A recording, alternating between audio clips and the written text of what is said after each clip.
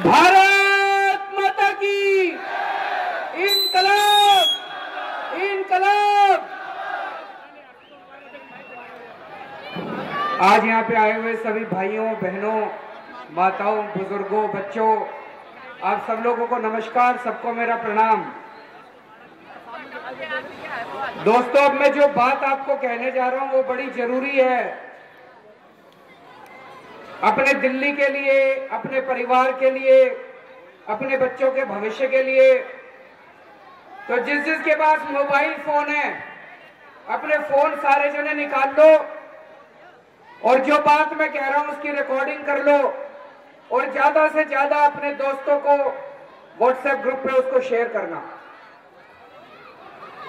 आप लोगों ने 4 साल पहले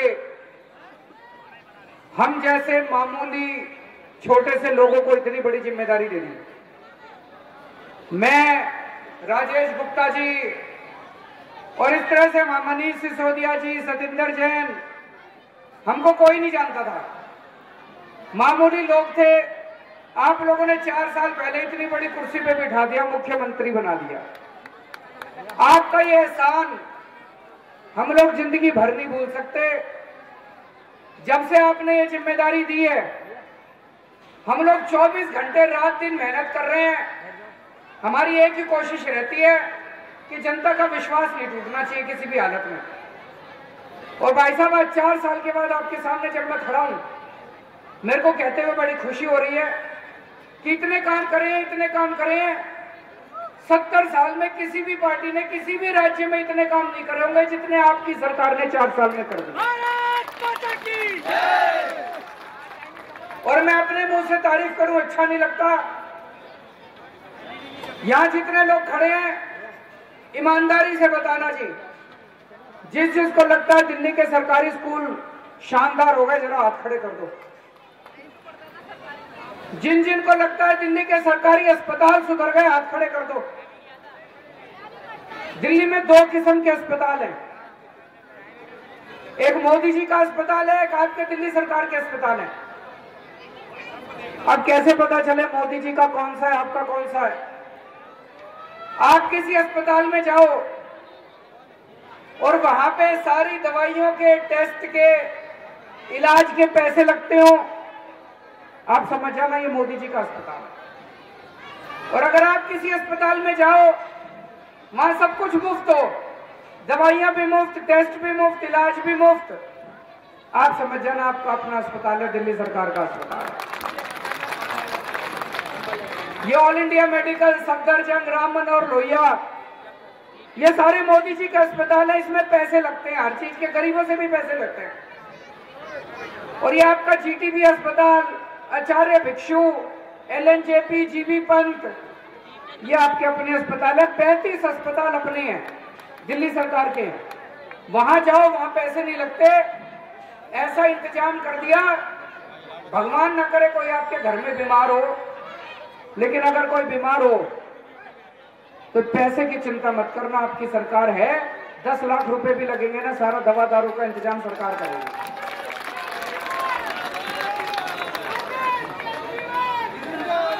आज पूरे देश में सबसे सस्ती बिजली अपने को मिल रही है। बाकी राज्यों में चले जाओ, कहीं 5 रुपए यूनिट, कहीं 8 रुपए यूनिट, कहीं 10 रुपए यूनिट बिजली।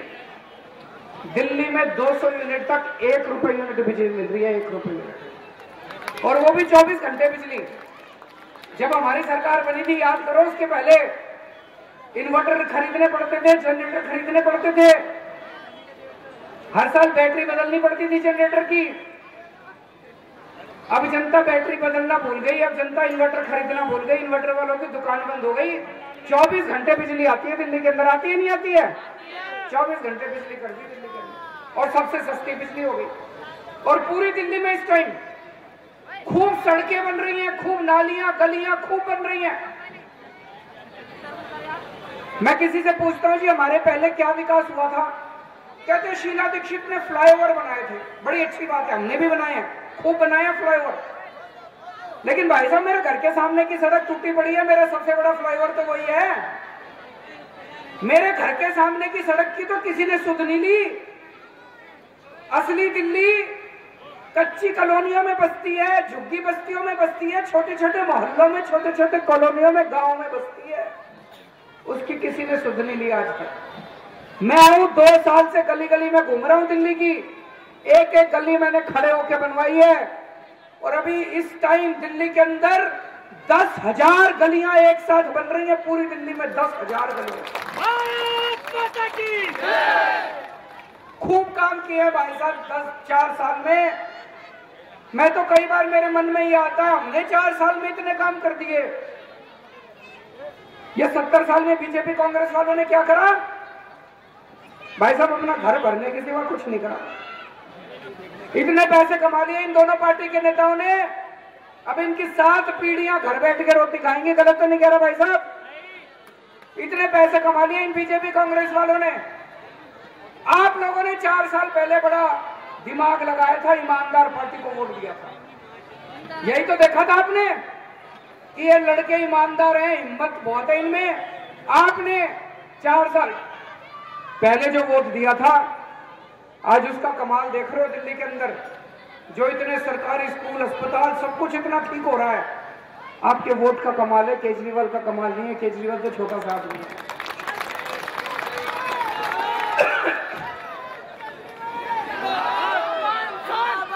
लेकिन भाई साहब ये 4 साल में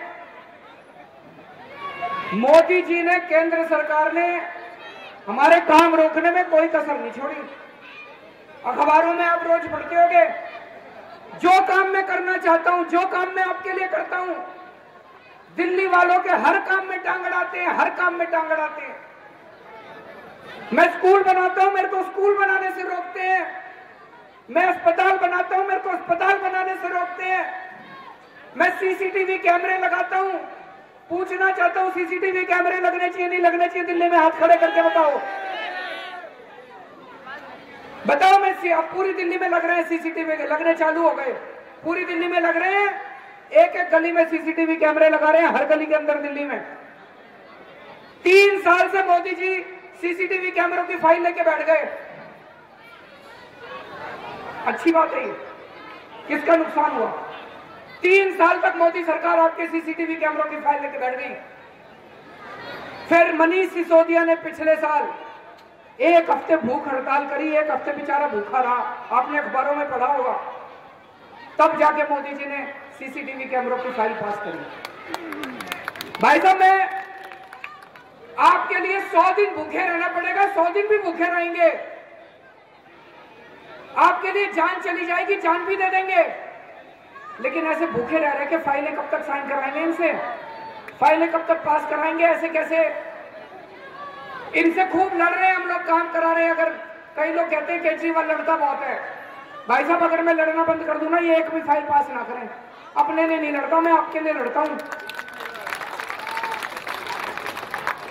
तो दोस्तों, एक तो आपसे गुजारिश है, पिछले 4 साल में जिन लोगों ने, भाजपा वालों ने आपकी फाइलें रोकी है, इन्होंने दिल्ली वालों के हर काम में टांग अड़ाई है, इनको दोबारा वोट मत दे देना, नहीं तो फिर ही अगले 5 साल फाइलें रोकेंगे, फिर ही आपके काम रोकेंगे।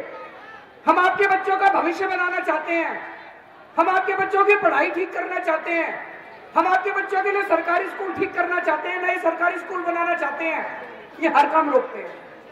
हम आपके लिए अस्पताल बनाना चाहते हैं, आपके परिवार के लिए फ्री दवाई, फ्री इलाज करना चाहते हैं, ये हर काम रोकते हैं। मैं आपकी बिजली सस्ती करना चाहता हूं, 24 घंटे बिजली करना चाहता हूं, ये हर काम रोकते हैं। इस बार इनको दोबारा वोट मत दे देना। पिछली बार वोट दिया था आपने, कोई काम आया? कोई सांसद आपके पास? यहाँ का कौन है सांसद? हर्षवर्धन। किसी को हर्षवर्धन आपका सांसद है? कभी मिले आप उससे? आप में से कितने लोग मेरे से मिल लिए? मेरे घर आते हो, मैं रोज मिलता हूं लोगों से, मैं कितनी जनता से। हर्षवर्धन से कोई मिला हो तो बताओ। मोदी जी ने कोई आपके लिए काम? भाई साहब, दोबारा वोट मत दे देना। आज दिल्ली के सारे लोग कह रहे हैं जी अगली सरकार भी दिल्ली में तो आम आदमी पार्टी की बन रही है। बन रही नहीं बन रही? तो आम आदमी पार्टी की सरकार यहाँ है, वो दोबारा मोदी जी आगे भेंट बंद करेंगे, तो इस बार उनको वोट मत दे देना। और दूसरी चीज, दिल्ली की अजीब परिस्थिति है। दिल्ली में हम जितने काम करते हैं, आपने हमको चुन के भेजा, आपने केजरीवाल को मुख्यमंत्री बनाया, अब मैं आपसे पूछता हूं, केजरीवाल की पावर होनी चाहिए नहीं होनी चाहिए काम करने की?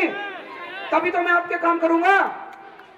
अब दिल्ली की परिस्थिति ऐसी है, मैं जितने काम करता हूं हर काम के लिए परमिशन लेनी पड़ती है केंद्र सरकार से। मैं आपके स्कूल बनाऊं तो मेरे को मोदी सरकार से परमिशन लेनी पड़ती है। मैं आपके अस्पताल बनाऊं तो परमिशन लेनी पड़ती है। सीसीटीवी कैमरे लगाऊं तो परमिशन लेनी पड़ती है। बाकी पूरे देश में ऐसा नहीं है।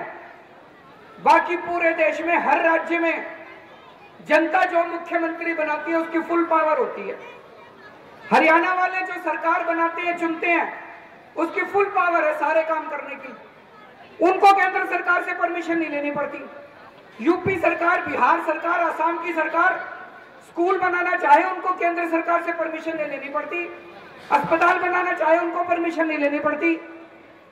आपकी दिल्ली सरकार को हर काम के लिए परमिशन लेनी पड़ती है। दोस्तों, हम पूछते हैं इनसे भाई क्यों ऐसा है?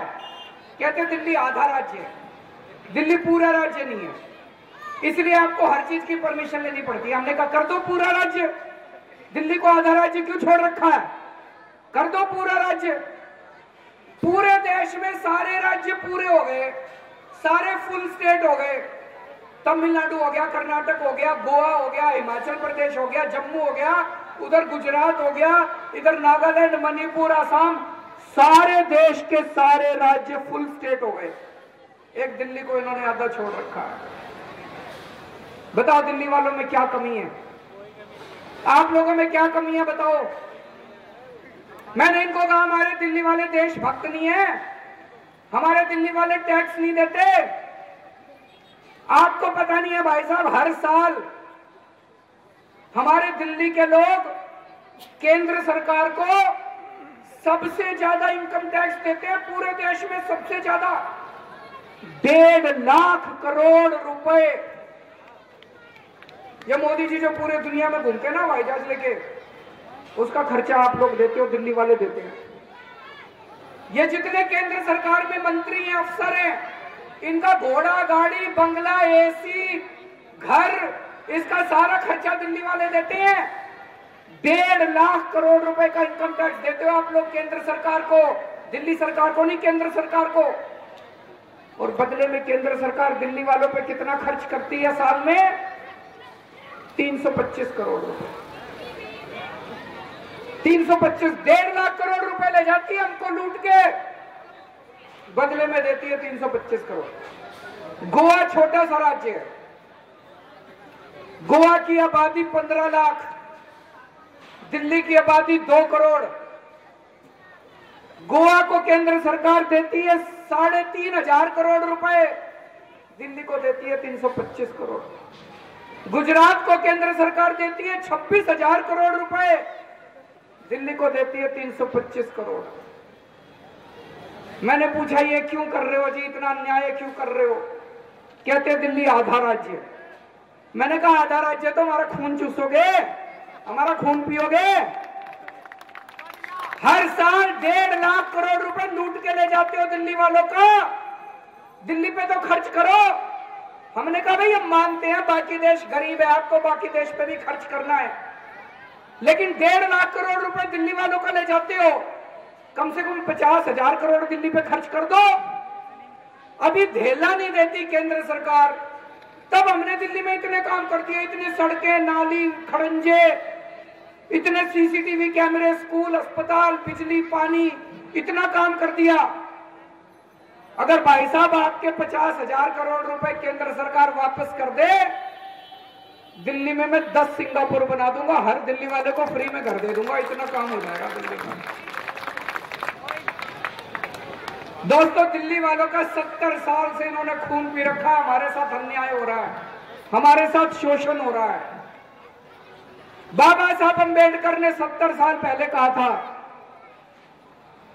भारत में हर एक आदमी का एक वोट, चाहे अमीर हो चाहे गरीब हो, चाहे हिंदू हो चाहे मुसलमान हो, चाहे इस जात का हो चाहे उस जात का हो, चाहे तमिलनाडु का, चाहे असम का हो, चाहे गुजरात का हो, एक आदमी का एक वोट। इन बदमाशों ने संविधान बदल के कर दिया दिल्ली वालों का आधा वोट। दिल्ली सरकार आधी सरकार, दिल्ली राज्य आधा राज्य। भाई साहब ये तो अन्याय है अपने साथ, है कि नहीं है? ये तो बेइज्जती वाली बात है, ये तो हमारे साथ हमारा शोषण है। आपने 4 साल पहले मेरे को जिम्मेदारियां दी थी, आपने मेरे जिम्मे स्कूल, अस्पताल, बिजली, पानी, सीसीटीवी कैमरे, डोर स्टेप डिलीवरी, खड़ंजे, सड़क, नाली, ये सारी जिम्मेदारी दी थी।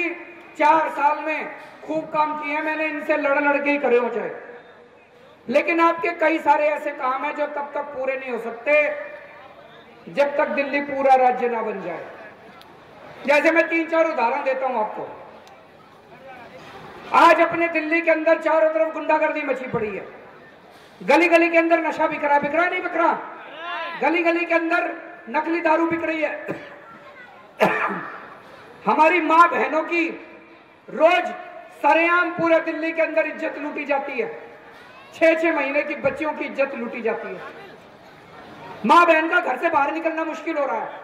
घर से बाहर निकलो, मोहल्ले के लड़के छेड़ते हैं उनको, गलत किस्म के लोग छेड़ते हैं। पुलिस में जाओ, पुलिस आपकी सुनती है? पुलिस किसी की नहीं सुनती। क्यों नहीं सुनती पुलिस? क्यों नहीं सुनती पुलिस? कभी सोचा आपने? फिर आप अपने विधायक के पास आते हो, विधायक बेचारा कुछ कर नहीं सकता। विधायक कहता है पुलिस मेरी सुनती नहीं है, पुलिस मेरे अंडर में नहीं आती। आप अपने मुख्यमंत्री के पास आते हो, मैं कुछ कर नहीं सकता, पुलिस मेरे अंडर में नहीं आती। तो भाई साहब पुलिस किसके अंडर में आती है? मोदी जी के अंडर में आती है। अब यह बताओ मेरे को, भगवान ना करे कल अपने घर में कुछ हो जाए, आप मोदी जी से मिलने जाओगे क्या? आप प्रधानमंत्री से मिलने जाओगे क्या? प्रधानमंत्री तो मिलता ही नहीं किसी से, उनके पास तो टाइम ही नहीं है, उनके पास 100 काम और हैं, वो तो कभी किसी से मिलते नहीं है। तो मेरे दिल्ली वाले कहां जाएं? अगर हमारे घर में चोरी हो जाए, डाका हो जाए, हमारी लड़की को कोई छेड़ दे, तो दिल्ली वाले किसके पास जाएं? भाई साहब दिल्ली पूर्ण राज्य बनेगी, दिल्ली पुलिस को आपकी सुननी पड़ेगी। अगर दिल्ली पुलिस आपकी नहीं सुनेगी, अगर आपकी लड़की घर से बाहर निकलती है और अगर उसको कोई लड़का छेड़ता है, या तो दिल्ली पुलिस उस लड़के को ठीक करेगी और नहीं तो मैं दिल्ली पुलिस को ठीक कर दूंगा।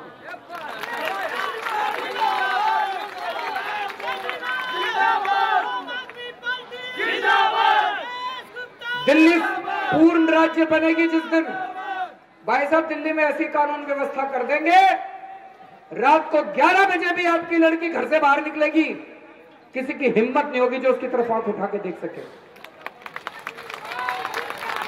जब हमारी सरकार बनी थी, सरकारी स्कूलों का बुरा हाल था नहीं था? 4 साल के अंदर सरकारी स्कूल ठीक कर दिए। जब हमारी सरकार बनी, सरकारी अस्पतालों का बुरा हाल था, 4 साल में सरकारी अस्पताल ठीक कर दिए। अब दिल्ली पूर्ण राज्य बनेगी, दिल्ली में ऐसी कानून व्यवस्था कर देंगे भाई साहब, पूरी दुनिया के अंदर सबसे सेफ जगह दिल्ली होगी, सबसे सुरक्षित जगह दिल्ली बनाएंगे।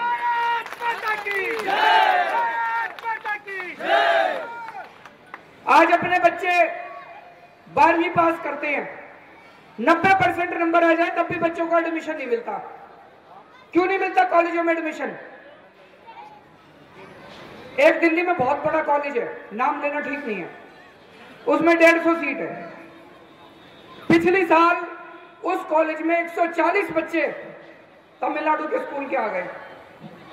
मैं इसके खिलाफ नहीं हूं, लेकिन अगर 140 बच्चे दिल्ली के बाहर के आएंगे तो हमारे दिल्ली के बच्चों को एडमिशन कौन देगा? कहां जाएंगे हमारे दिल्ली के बच्चे? कहां जाएंगे? हमने मोदी जी को कहा कि दिल्ली के हर कॉलेज में 85% बच्चे वो होने चाहिए जिन्होंने 12वीं क्लास दिल्ली से पास करी है। होने चाहिए नहीं होने चाहिए? हाथ खड़े करके बताओ जरा से। 85% हमारे दिल्ली के बच्चों को एडमिशन मिलना चाहिए। माने नहीं वो लोग। फिर मैंने मोदी जी को कहा मैं दिल्ली में नई यूनिवर्सिटी खोलना चाहता हूं, मैं दिल्ली में 50 नए कॉलेज बनाना चाहता हूं। आज 3 साल हो गए, उन्होंने परमिशन नहीं दी मेरे को। दिल्ली पूर्ण राज्य होती तो हमको परमिशन लेने की जरूरत ही नहीं थी, हम खुद ही बना लेते। अभी हर काम के लिए परमिशन लेनी पड़ती है। दोस्तों जिस दिन दिल्ली पूर्ण राज्य बनेगी, 2 साल के अंदर इतने कॉलेज बना दूंगा दिल्ली में, 60% वाले फर्स्ट डिवीजन वाले बच्चे को भी अच्छे कॉलेज के अंदर एडमिशन मिलेगा।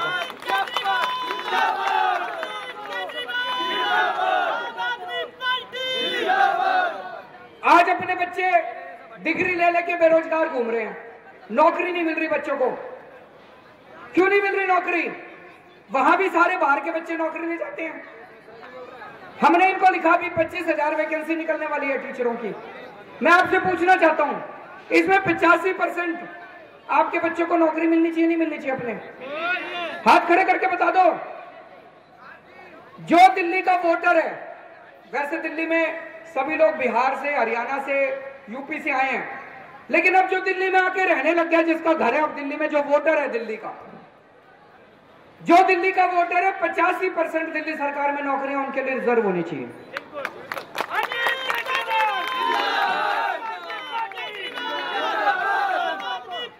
आज दिल्ली में हम इतने काम कर रहे हैं, स्कूल बना रहे हैं, अस्पताल बना रहे हैं, सड़कें बना रहे हैं, सीवर बना रहे हैं। अभी की अभी भाई साहब 2 लाख नई वैकेंसी निकल सकती है सरकार में, 2 लाख। लेकिन आपके मुख्यमंत्री के पास पावर ही नहीं है नई वैकेंसी निकालने की। जिस दिन दिल्ली पूर्ण राज्य बनेगी, दिल्ली के अंदर 2 लाख नई वैकेंसी निकालेंगे और उसमें 85% नौकरी आपके बच्चों को देंगे।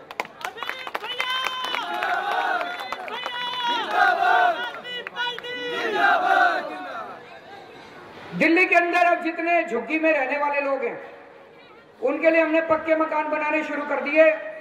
पिछले साल कई झुग्गी वालों को मकान मिल चुके हैं। जो NH24 में नेहरू कैंप है, कई झुग्गी वालों को मकान दे चुके हैं और इस साल 52,000 मकान बन के तैयार हो गए हैं। 52,000 झुग्गी वालों को इस साल मकानों में, पक्के मकानों में शिफ्ट कर देंगे। लेकिन मेरा उससे भी बड़ा सपना है, केवल झुग्गी वालों को नहीं, मैं चाहता हूं दिल्ली के हर नागरिक को एक मकान मिलना चाहिए। मिलना चाहिए, नहीं मिलना चाहिए? दिल्ली के हर, जो दिल्ली में अब वोटर है, जो दिल्ली में रहता है, हर परिवार का अपना मकान होना चाहिए, एक मालिक होना चाहिए अपने परिवार का। 70 साल पहले DDA बनाई थी। DDA केंद्र सरकार के अंडर में आती है। DDA की जिम्मेदारी थी कि दिल्ली के हर गरीब, middle class, upper middle class, गरीब और अमीर हो जाए, सबके लिए मकान बना के देगी। 70 साल में DDA ने पैसे कमाने के सिवा, भ्रष्टाचार करने के सिवा, रिश्वतखोरी के सिवा कुछ नहीं करा। 70 साल के अंदर DDA ने प्लॉट काट काट के बिल्डरों को दिए हैं बस।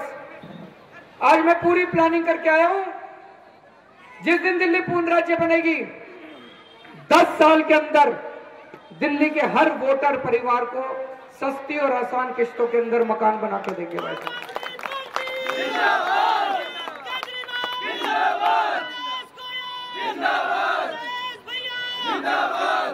दोस्तों, दिल्ली पूर्ण राज्य बनेगी और भी बहुत सारे काम हो सकते हैं। अभी मैंने 3-4 ही काम बताए हैं। आपके बच्चों का एडमिशन हो सकता है, बच्चों को नौकरी मिलेगी, सबको मकान मिलेगा, महिलाएं सुरक्षित होंगी, गुंडागर्दी बंद होगी, नशा पता बंद होएगा, बहुत सारे काम होंगे। कौन कौन चाहता है दिल्ली पूर्ण राज्य बने? लेकिन अब हाथ खड़े करने से तो होएगी नहीं दिल्ली पूर्ण राज्य, है ना? इसके लिए लड़ना पड़ेगा, लड़ना कटना मरना पड़ेगा। लड़ोगे मेरे साथ? पहले मैं लड़ूंगा, सबसे आगे मैं रहूंगा। तेलंगाना अलग राज्य बना था, तेलंगाना के लोगों ने आंदोलन किया था। उत्तराखंड अलग राज्य बना था, उत्तराखंड के लोगों ने आंदोलन किया था। झारखंड अलग राज्य बना था, झारखंड के लोगों ने आंदोलन किया था। अब अगर अपने को दिल्ली को पूर्ण राज्य बनाना है तो लड़ना पड़ेगा, मरना पड़ेगा, कटना पड़ेगा। लेकिन उसके पहले अपने को सबको एक होना पड़ेगा। इकट्ठे होंगे तो केंद्र सरकार को बनाना पड़ेगा। इनकी हिम्मत नहीं है, जनता के सामने झुकती है सरकार। उसके पहले अभी ये जो चुनाव आ रहा है 12 मई को, ये बहुत जरूरी चुनाव है। मेरा मन कहता है, हो सकता है भगवान इसी बार अपना बेड़ा पार कर दे, हो सकता है लड़ना मरना कटना ना पड़े। 12 मई वाले चुनाव में हो सकता है बेड़ा पार हो जाए। इस बार इनकी सबकी सांस अटकी पड़ी है। कौन बनेगा प्रधानमंत्री अभी किसी को नहीं पता, ना कांग्रेस को पता, ना बीजेपी को पता। तो भाई साहब, जो अपनी 7 सीट है ये 7 सीट बड़ी इंपॉर्टेंट है। अगर किसी की सरकार नहीं बनी, वो आपके पास आए तो हम कहेंगे जी पहले पूर्ण राज्य बनाओ, दिल्ली को पूर्ण राज्य बनाओ। हो सकता है ये 7 सीटों के भरोसे इस बार पूर्ण राज्य बन जाए अपना। अभी तक दोनों पार्टियों ने अपने को धोखा दिया। बीजेपी प्रधानमंत्री जी आए थे 2014 में रामलीला मैदान में, प्रधानमंत्री जी बोल के गए थे, मोदी जी मेरे 7 MP दे दो, मैं दिल्ली को पूरा राज्य बना दूंगा। मोदी जी ने झूठ बोला भाई साहब, 5 साल हो गए उन्होंने पूरा राज्य नहीं बनाया। और अब मनोज तिवारी कह रहा है कि हम दिल्ली को पूरा राज्य नहीं बनाएंगे। भाई साहब, भाजपा दिल्ली वालों की दुश्मन है।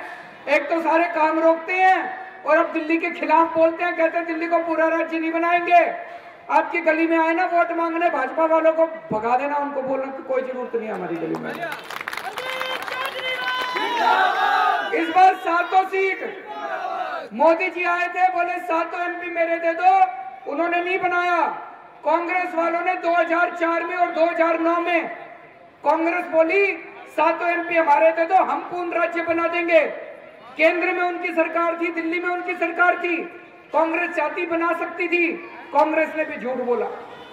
आज केजरीवाल आपके पास आया है, मैं कह रहा हूं 7 MP हमारे बना दो, या तो भाई साहब ये शराफत से दे देंगे, नहीं तो छीन के ले लूंगा इनसे 2 साल के अंदर।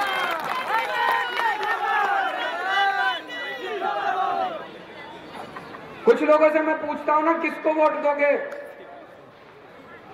तो कुछ लोगों ने मोदी में ज्यादा भक्ति हो रही है उनकी, बोले जी मोदी जी को देंगे प्रधानमंत्री बनाने के लिए। बनाया था ना 5 साल पहले प्रधानमंत्री, कुछ दिया मोदी जी ने आपको? इस बार प्रधानमंत्री बनाने के चक्कर में मत पड़ना। अपने बच्चों की सोचना, बच्चों की नौकरी की सोचना, अपने घर की सोचना, बच्चों के एडमिशन की सोचना, अपनी माँ बहनों की सुरक्षा की सोचना। इस बार दिल्ली को पूर्ण राज्य बनाने के लिए वोट देना, प्रधानमंत्री बनाने के चक्कर में मत पड़ना। भारत माता की